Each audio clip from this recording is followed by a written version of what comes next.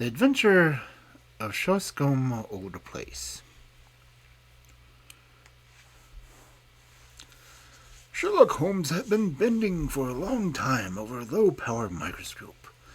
Now he straightened himself and looked around at me in triumph. "It is glue, Watson," he said. "Unquestionably, it is glue. Have a look at these scattered objects in the field." I stooped to the eyepiece and focused for my vision. Those hairs are threads of a tweed coat. The irregular grey masses are dust. There are pithecal scales on the left. Those brown globs in the center are undoubtedly glue. "Well," I said, laughing, "I am prepared to take your word for it. Does anything depend on it?" "It is a very fine demonstration," he answered. "In the St. Pancras case, do you remember that a cap was found beside the dead policeman? The accused man denies that it was his, but he is a picture frame maker who habitually handles glue." "Is it one of your cases?" "No, my friend. Merivale of the Yard asked me to look into the case. Since I ran down to the corner by the zinc and copper filings of the seam of the cuffs, they have begun to realize the importance of the microscope." He looked impatiently at his watch. "I had a new client calling, but he is overdue. By the way, Watson, you know something of racing?" "I ought to. I pay for it with about half my wound pension." "And then I'll make you my handy guide to the turf. What say about Sir Robert Norberton? Does the name recall anything?" "Well, I should say so. He lives at Slocombe Old Place, and I know it well, for my summer quarters were down there once. Norberton nearly came within your province once." "How is that?" "It was when he horse-shipped Sam Brewer, the well-known Curzon Street's moneylender, on the New Street Heath. He nearly killed the man." "Ah, that sounds interesting. Does he often indulge in that way?" "Well, he has the name of being a dangerous man. He is about the most daredevil rider in England, second to the Grand National a few years back. He is one of those men who have overshot their true generation. He should have been a buck in the days of the Regency, a boxer, an athlete, a plunger on the turf, a lover of fair ladies, and by all accounts so far down queer streets that he may never have found his way back again." "Capital, Watson. Thumbnail sketch. I seem to know the man. Now, can you give me some idea of Shoscombe Old Place?" "Only that it is the centre of Slocombe Park, and that the famous Slocombe stud and the training headquarters are to be found there." "And the head trainer," said Holmes, "is John Mason. You need not look surprised about my knowledge, Watson, for this is a letter from him which I am unfolding. But let us have some more about Slocombe. I seem to have struck a rich vein."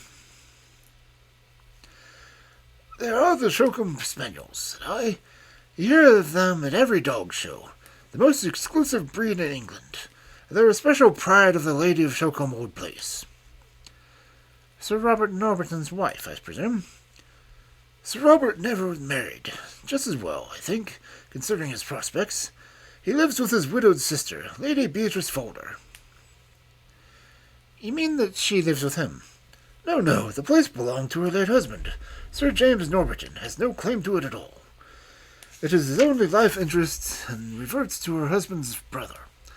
Meantime, she draws the rents every year." "And her brother Robert, I suppose, spends all his said rents?" "That is about the size of it. He is a devil of a fellow, and must lead her a most uneasy life. Yet I have heard that she is devoted to him. But what is amiss at Shoscombe?" "Ah, that is just what I want to know, and here, I expect, is a man who can tell us." The door had opened, and the page was shown a tall, clean-shaven man with a firm, austere expression which is only seen upon those who have control of horses or boys. Mr. John Mason had many of both under his sway, and he looked equal to the task. He bowed with a cold self-possession and seated himself upon the chair to which Holmes had waved him. "You had my note, Mr. Holmes?" "Yes, but it explained nothing. It was too delicate a thing for me to put the details on paper, and too complicated. It was only face-to-face I could do it." "Well, I am at your disposal." "First of all, Mr. Holmes, I think that my employer, Sir Robert, has gone mad." Holmes raised his eyebrow. "This is Baker Street, not Harley Street," he said. "But why do you say so?" "Well, sir, when the man does a queer thing and two queer things, there may be a meaning to it. But when everything he does is queer, you may begin to wonder. I believe Shoscombe Prince and the Derby have turned his brain." "That is the culture we're running." "The best in England, Mr. Holmes, I should know, if anyone does. Now I'll be plain with you, for I know you are a gentleman of honour, and that you won't go beyond this room. Sir Robert has got to win this Derby. He's up to his neck, and it's his last chance. Everything he could do, or raise or borrow, is on his horse, and at fine odds, too. You can get 40s now, but it is nearer the 100 when he began to back him." "But how is that, if the horse is so good?" "The public don't know how good he is. Sir Robert has been too clever for the touts. He has the prince's half-brother out of spins. You can tell them apart. But there are 2 lengths and a furlong between them when it comes to a gallop. He thinks of nothing but the horse and the race. He spends his whole life is on it. He is holding off the Jews until then. But if Prince fails him, he is done." "It seems a rather desperate gamble, but where does the madness come from?" "Well, first of all, you only have to look at him. I don't believe he sleeps at night. He's down in the stables at all hours. His eyes are wild. It has been too much for his nerves. Then there is his conduct to Lady Beatrice." "Ah, what is that?" "They have been friends, best of friends, all life. They had the same tastes, the 2 of them, and she loved the horses as much as he did. Every day at the same hour she would drive down to see them, and above all she loved the prince. He would prick up his ears when he heard the wheels on the gravel, and he would trot out each morning to the carriage to get his lump of sugar. But that's all over now."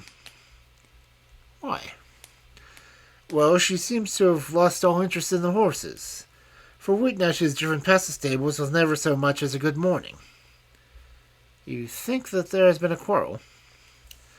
"And a bitter, savage, spiteful quarrel at that. Why else would he give away her pet spaniel that she loved as if it were her child? He gave it a few days to old Barnes, what keeps the Green Dragon, 3 miles off at Kendal." "That certainly did seem strange." "Of course, with a weak heart and dropsy, one couldn't expect that she could get about with him. But he spent 2 hours every evening in a room. He might well as be when she could, for she has been a very good friend to him. But that's all over, too. She never goes near. And she takes it to heart. She's broody and sulking and drinking, Mr. Holmes. Drinking like a fish." "Did she drink before this estrangement?" "Well, she took a glass, but now it is so often the whole bottle is an evening. So Stevens, the butler, told me. It's all changing, Mr. Holmes, and there's something damned rotten about it. But then again, what is the master doing down at the old church crypt at night? And who is the man that meets him there?" Holmes rubbed his hands. "Go on, Mr. Mason. You get more and more interesting." "It was the butler who saw him go. 12 o'clock at night and raining hard. Next night I was up at the house, and sure enough, master was off again. Stevens and I went after him, but it was jumpy work, for it could have been a bad job if he had seen us. He's a terrible man with his fists if he gets started, and no respecter of persons. So we were shy of getting too near, and we marked him down all right. It was the haunted crypt that he was making for. And there was a man waiting for him there." "What is this haunted crypt?" "Well, sir, there's an old ruined chapel in the park, and it is so old that nobody could fix its date. Under it there's a crypt that has a bad name among us. It's a damp, dark, lonely place by day, and there are few in the country that would have nerve to go near it at night. But Master's not afraid. He never feared anything in his life. But what is he doing there in the night time? Wait a bit, said Holmes. You say there's another man there. It must be one of your own stablemen, or someone from the house. Surely you only have to spot who it is to question him. It's no one I know. How can you say that? Because I've seen him, Mr. Holmes. It was on that second night. Sir Robert turned and passed us, me and Stevens, quaking in the bushes like two bunny rabbits. There was a bit of a moon that night, but we could hear the other moving around behind. We were not afraid of him, so we up and when Sir Robert was gone and pretended we were just having a walk like in the moonlight. So we came right up to him on casual and innocent as please. Hello, mate, who be you? Says I. I guess he had not heard us coming, so he looked over his shoulder with his face as if he had seen the devil coming out of hell. He let out a yell, and he went as hard as he could, licking that darkness. He could run, I'll give him that. In a minute he was out of sight and hearing.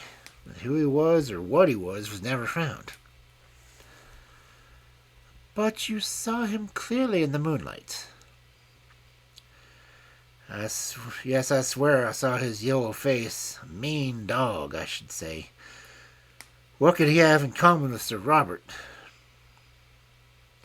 Holmes sat for some time lost in thought.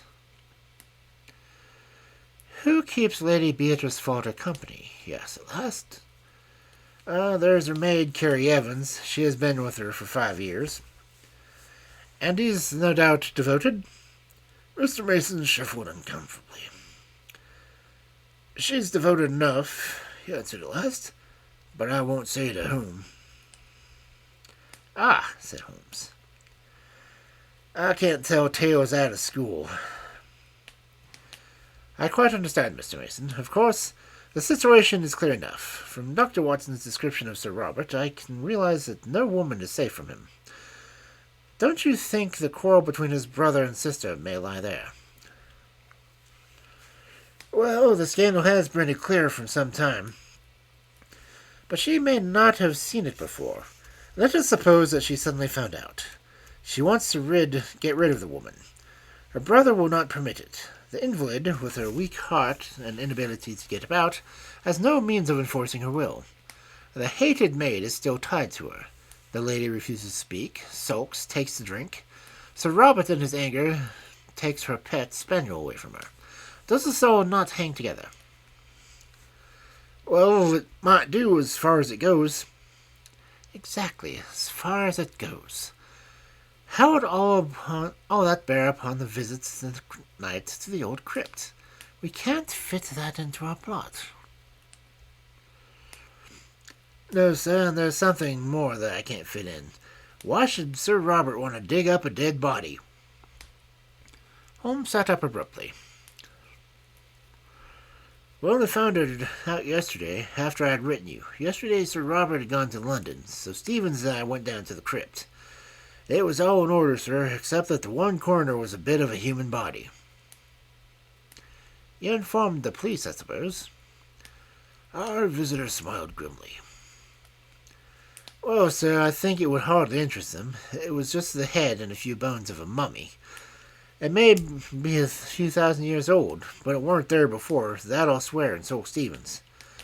It had been stowed away in a corner and covered up with a board, but that corner had always been empty before. What did you do with it? Well, we just left it there. That was wise. You say Sir Robert was away yesterday. Has he returned? We expect him back today, sir. When did Sir Robert give away his sister's dog? It was just a week ago today. The creature was howling outside the old well house, and Sir Robert was in one of his tantrums that morning. He caught it up, and I thought he would have killed it. So he gave it to Sandy Bain, the jockey, and told him to take the dog to old Barnes at the Green Dragon, for he never wished to see it again. Holmes sat for some time in silent thought. He had lit the oldest and foulest of his pipes. I am not clear yet what you want me to do in this matter, Mr. Mason, he said at last.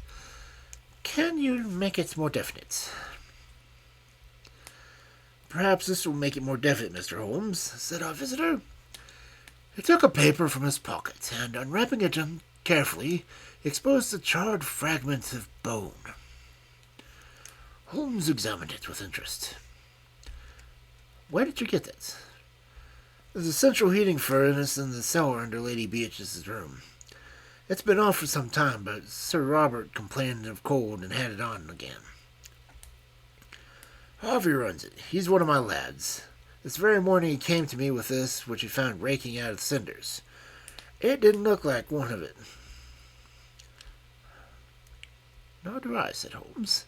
What do you make of it, Watson? It was burned to a black cinder, but there was no question to its anatomical significance. It's the upper condyle of a human femur, said I. Exactly. Holmes had become very serious. When does this lad tend to the furnace? He makes it up every morning and leaves it. Then anyone could visit it during the night. Yes, sir. Can you enter it from outside? There is one door from outside. There is another which leads up the stair to the passage in which Lady Beatrice's room is situated.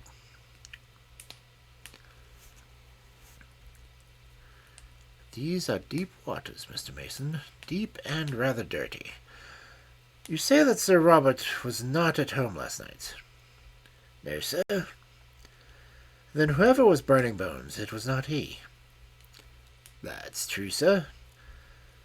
What is the name of that inn you spoke of? The Green Dragon. Is there good fishing in that part of Berkshire? The honest trainer showed very clearly upon his face that he was convinced that yet another lunatic had come into his harassed life.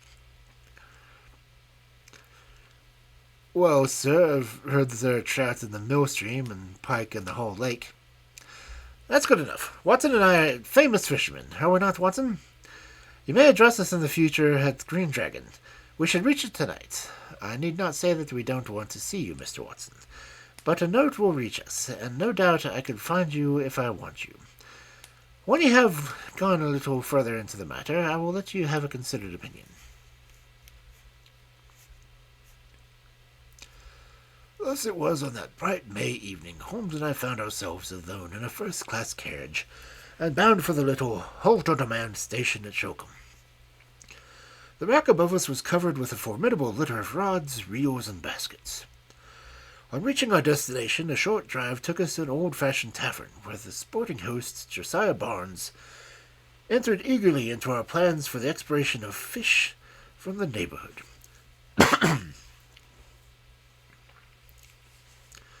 What about the whole lake and the chance of a pike? Said Holmes. Then the face of the innkeeper clouded. Oh, that wouldn't do, sir. You might catch yourself in the lake before you thought you were through. How's that, then? It's Sir Robert, sir. He's terrible jealous of trouts. If you two strangers were as near as his training quarters, that he'd be after you as sure as fate. He ain't taking no chances, Sir Robert ain't. I've heard he has a horse entered for the Derby. Yes, and a good colt, too. He carries all our money for the race, and all Sir Robert's into the bargain. By the way, he looked at us in thoughtful eyes. I suppose you ain't on the turf yourselves. No, indeed. Just two weary Londoners who badly need some good Berkshire air. Well, you're in the right place for that. There's a deal of it lying about. But mind you what I have told you about Sir Robert. He's the sort that strikes first and speaks afterwards. Keep clear of the pot. Surely, Mr. Barnes, we certainly will. By the way, that was the most beautiful spaniel that was whining in the hall. I should say it was. That's a real Shoscombe breed. There ain't no better in London. In England. I'm a dog fancier myself, said Holmes. Now, if it's a fair question, what was a prize dog like that cost? More than I could pace. It was Sir Robert himself who gave me this one. That's why I have to keep it on the lead. It would be off to the hall in a jiffy if I gave its lead. "We're getting some cards in our hand, Watson," said Holmes when the landlord had left us. "It's not an easy one to play, but we may see our way in a day or two. By the way, Sir Robert is still in London, I hear. We might perhaps enter the sacred domain tonight without fear of a bodily assault. There are one or two points on which I should like reassurance."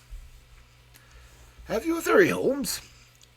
"Only this, Watson, that something happened a week or so ago that has cut deep into the life of Shoscombe household. What is that something? We can only guess at it from its effects. It seemed to be of a curiously mixed character, but that should surely help us. It is only the colorless, uneventful case which is hopeless."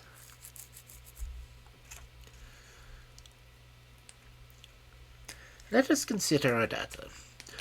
The brother no longer visits his beloved invalid sister. He gives away her favorite dog. Her dog, Watson. Does that suggest nothing to you?" "Nothing but a brother's spite." "Well, it might be so. Oh, well, there is an alternative. And you two are... Now to continue our review of the situation from the time that the quarrel, if there is a quarrel, began. The lady keeps her room, alters her habits, has not seen save when she drives out with the maid, refuses to stop at the stables to greet her favorite horse, and apparently takes a drink. That covers the case, does it not? Save for the business of the crypt. That is another line of thought. There are two, and I beg you will not tangle them. Line A, which concerns Lady Beatrice, has a vaguely sinister flavor, has it not?" "I can make nothing of it." "Well, now, let us take up line B, which concerns Sir Robert. He is mad keen upon winning the Derby. He is in the hands of the Jews, and may at any moment be sold up, and his racing stable seized by his creditors. He is a daring, desperate man. He derives his income from his sister. His sister's maid is his willing tool. So far, we seem to be on the fairly safe ground, do we not?" "But the crypt—" "Ah, yes, the crypt. Let us suppose, Watson, it is merely a scandalous supposition, a hypothesis put forward for argument's sake, that Sir Robert has done away with his sister." "My dear Holmes, this is out of the question." "Very possibly, Watson. Sir Robert is a man of an honourable stock, but you do occasionally find a carrion crow among the eagles. Let us for the moment argue upon this suspicion. He could not fly the country until he has realized his fortune, and that fortune can only be realized by bringing off this coup of the Shoscombe prince. Therefore, he still has to stand his ground. To do this, he will not have to dispose of the body of his victim, and he would also have to find a substitute who would impersonate her. With the maid and his confidant, that would not be impossible. A woman's body might be conveyed into the crypt, which is a place seldom visited. It might be secretly destroyed at night in the furnace, leaving behind it some evidence, as we have already seen. What say you to that, Watson?" "Well, it is possible if you grant the original monstrous supposition." "I think that there is a small experiment which we may try tomorrow, Watson, in order to throw some light on the matter. Meanwhile, if we mean to keep our characters, I suggest that we have our host in a glass of his own wine and hold some high conversation upon eels and dace, which seems to be the straight road to his affections. We may chance upon some useful local gossip in the process." In the morning, Holmes discovered that we had come without our spoon-bait full jack, which absolved us from fishing for the day. About 11 o'clock we started for a walk, and he obtained leave to take the black spaniel with us. "This is the place," said he, as we came to two high park gates, with heraldic griffins towering above them. "About midday, Mr. Barnes informs me, the old lady takes a drive, and the carriage must slow down while the gates are opened. When it comes through, and before it gathers speed, I want you, Watson, to stop the coachman with some question. Never mind me. I shall stand behind this holly bush and see what I can see." It was not a long vigil. Within a quarter of an hour we saw the big, open yellow brouche coming down the long avenue, with two splendid, high-stepping grey carriage horses in the shafts. Holmes crouched behind his bush with the dog. I stood unconcernedly swinging a cane out by the roadside. A caper ran out, and the gates swung open. The carriage had slowed to a walk, and I was able to get a good look at its occupants. A highly colored young woman with flaxen hair and impudent eyes sat on the left.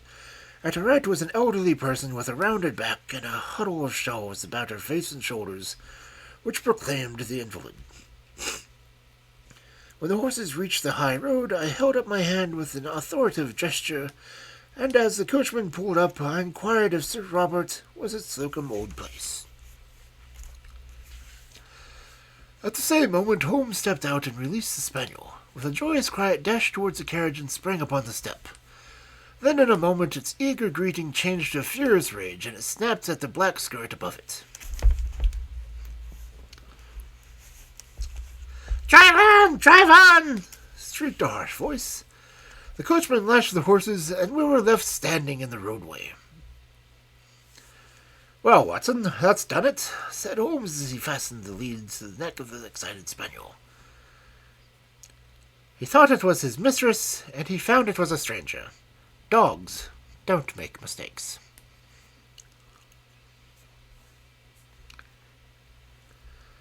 "But it was the voice of a man," I cried. "Exactly. We've added one more card to our hand, Watson, but it needs careful playing and all the same."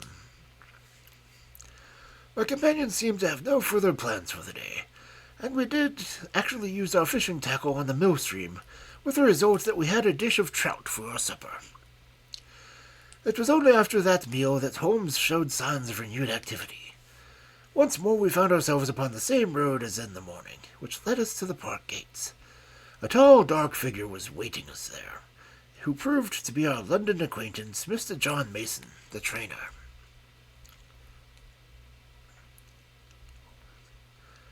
"Good evening, gentlemen," said he. "I got your note, Mr. Holmes. Sir Robert has not returned yet, but I hear that he is expected tonight." "How far is the crypt from the house?" asked Holmes. "A good quarter of a mile." "I think we can disregard him altogether." "I can't afford to do that, Mr. Holmes. The moment he arrives, he will want to see me to get the last news of Shoscombe Prince." "I see. In that case, we must work without you, Mr. Mason. You can show us to the crypt and then leave us." It was pitch dark and without a moon when Mason led us over the grasslands until a mass loomed up in front of us, which was proved to be the ancient chapel. We entered the broken gap, which was once the porch, and our guard, stumbling among heaps of loose masonry, picked his way to the corner of the building, where a steep stair led into the crypt. Striking a match, he illuminated the melancholy place, dismal and evil-smelling, with an ancient crumbling walls of rough-hewn stone, and piles of coffins, some of lead and some of stone, extending upon one side of the arch and groined roof, which lost itself in the shadows above our heads. Holmes had lit his lantern, which shot a tiny tunnel of vivid yellow light upon the mournful scene. Its rays were reflected back from the coffin plates, many of them adorned with the griffin and coronet of this old family which carried its honors even to the gates of death. "You spoke of some bones, Mr. Mason. Could you show them before you go?" "They were here in this corner." The trainer strode across and stood in silent surprise as our light was turned upon the place. "They're gone," he said. "So I expected," said Holmes, chuckling. "I fancy the ashes of them might even now be part of the oven, which is already consumed by a part." "But why in the world would anyone want to burn the bones of a man who's been dead 1,000 years?" asked James Mason. "That is what we are here to find out," said Holmes. "It may mean a long search, but we need not detain you. I fancy that we shall get our solution before morning." When John Mason had left us, Holmes set to work making a very careful examination of the graves, ranging from a very ancient one, which appeared to be Saxon, in the centre, through a long line of Norman Hugos and Odos, until we reached the Sir William and Sir Dennis Falder of the 18th century. It was an hour or more before Holmes led the leaden coffin standing on end before the entrance to the vault. I heard a little cry of satisfaction, and was aware from his hurried but purposeful moments that he had reached the goal. With his lens he was eagerly examining the edges of the heavy lid.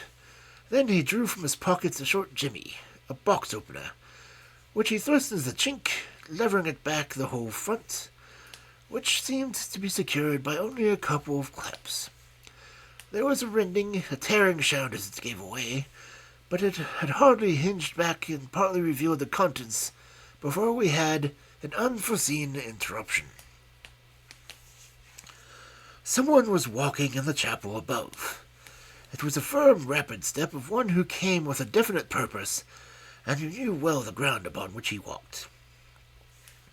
A light streamed down the stairs, and an instant later the man who bore it was framed under the Gothic archway. He was a terrible figure, huge in stature and fierce in manner. A strange stable lantern, which he held in his front of him, shone upwards in a strong, mustached face and angry eyes, which glared round him into every recess of the vault, finally fixing themselves with a deadly stare upon my companion and myself. "Who the devil are you?" he thundered. "What are you doing upon my property?" Then, as Holmes returned no answer, he took a couple of steps forward and raised a heavy stick which he carried. "Do you hear me?" he cried. "Who are you? What are you doing here?" His cudgel quivered in the air.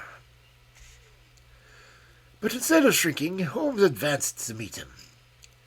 "I also have a question to ask you, Sir Robert," he said in his sternest tone. "Who is this, and what is it doing here?" He turned the torn open and coffin lid behind him.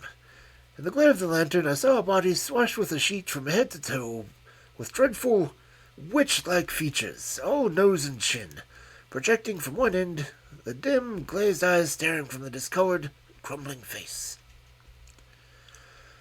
The baronet had staggered back with a cry and supported himself against the stone sarcophagus.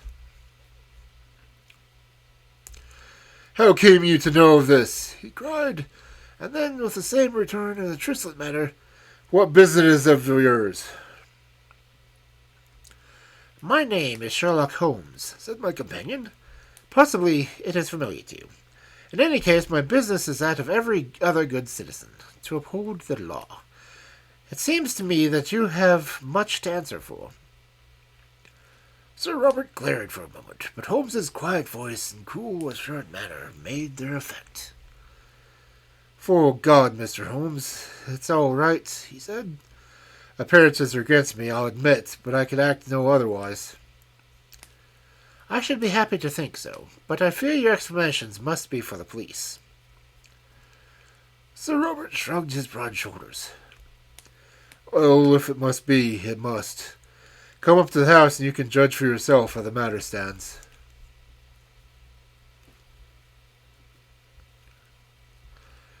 A quarter of an hour later, we found ourselves in what I judged from the lines of polished barrels behind glass covers to be the gun-room of the old house. It was comfortably furnished, and here Sir Robert left us for a few moments. When he returned, he had two companions with him.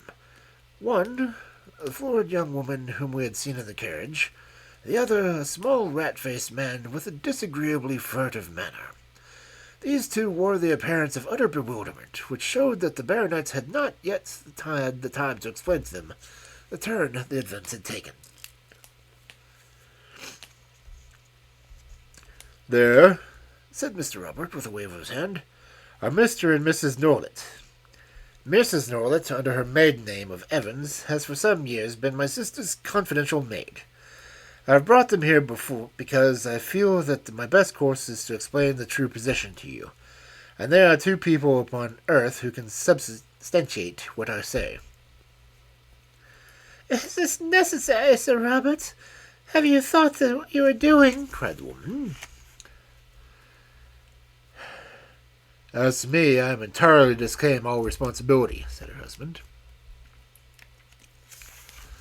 Sir Robert gave him a glance of contempt. I will take all responsibility, he said. Now, Mr. Holmes, listen to the planned statements of the facts.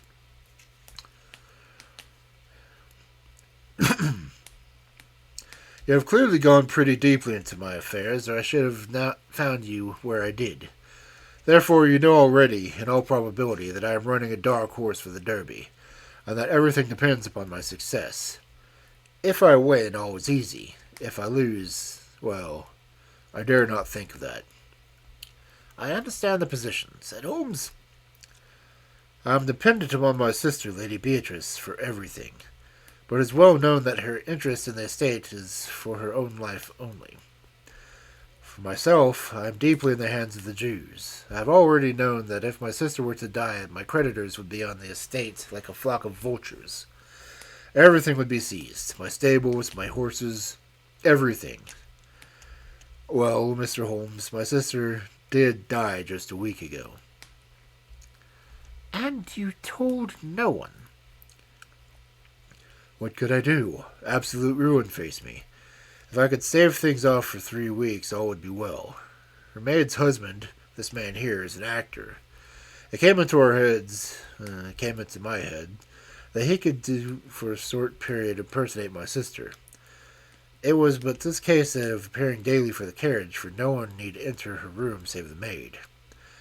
It was not difficult to arrange. My sister died in the dropsy which had long afflicted her. That will be for the coroner to decide. Her doctor would certify that for months her symptoms have threatened to such an end. Well, what did you do? The body could not remain here. On the first night, Norland and I carried it out to the old well house, which is now never used. We were followed, however, by her pet spaniel, which yapped continuously at the door, so I felt some safer place was needed. I got rid of the spaniel, and we carried the body to the crypt of the church. There was no indignity or reverence, Mr. Holmes. I do not feel that I have wronged the dead. Your conduct seems to me inexcusable, Sir Robert. The baronet shook his head impatiently. It is easy to preach, said he. Perhaps you would have felt differently if you had been in my position. One cannot see all one's hopes and one's plans shattered at the last moment and make no effort to save them.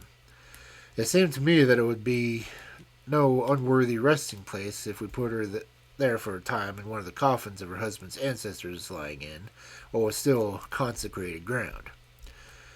We opened such a coffin, removed its contents, and placed her as you have seen her. As for the old relics which we took out, we could not leave them on the floor of the crypt. Norland and I removed them, and he descended at night and burned them in the central furnace. There is my story, Mr. Holmes, though how you forced my hand so that I have to tell it is more than I can say. Holmes sat for some time lost in thought. There is one flaw in your narrative, Sir Robert, he said at last. Your bets on your race, and therefore your hopes on the future, would hold good even if the creditors seized the estate. The horse would be part of the estate. What do they care for any bets? As likely as not, they would not run him at all. My chief creditor is, unhappily, my most bitter enemy, a rascally fellow named Sam Brewer, whom I was once compelled to horsewhip on the Newmarket Heath. Do you suppose that he would try to save me? Well, Sir Robert, Holmes said, rising, this matter must, of course, be referred to the police. It is my duty to bring the facts to light, and there I must leave it. As to the morality or decency of your own conduct, it is not for me to express an opinion. It is nearly midnight, Watson, and I think we may make our way back to our humble abode.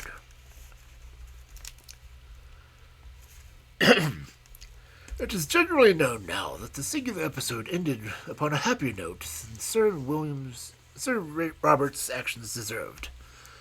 Shoscombe Prince did win the Derby, the sporting owner did net £80,000 in bet, and the creditors did hold their hand until the race was over.